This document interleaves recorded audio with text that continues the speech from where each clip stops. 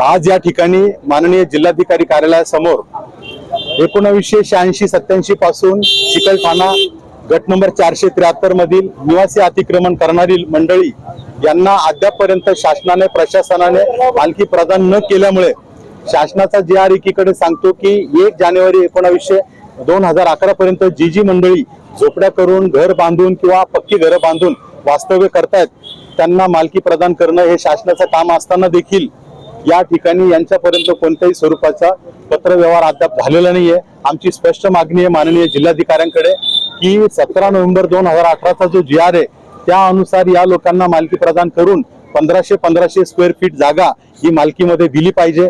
त्याचबरोबर इथं असणारी महापालिका छत्रपती संभाजीनगर यांनी यांना गुंठेवारी लागू करून तिथं असणाऱ्या सोयी सुविधा नागरिक सुविधा या प्रदान कराव्यात हे आमच्या स्पष्ट मागण्या आहेत। तुमची मागणी पूर्ण नाही झाली तर आपलं कदम काय राहील? यानंतर जर आमची 8 दिवसामध्ये मागणी पूर्ण झाली नाही तर येणाऱ्या 9 ऑगस्ट क्रांती दिनी याही पेक्षा मोठ्या स्वरूपाचं आम्ही आमरण उपोषण करणार आहोत। त्याचबरोबर तीव्र स्वरूपाचे आंदोलन या ठिकाणी आम्ही करणार आहोत। मी ॲडव्होकेट जगन साळवे, नव भारत अभियान मुख्य समन्वय।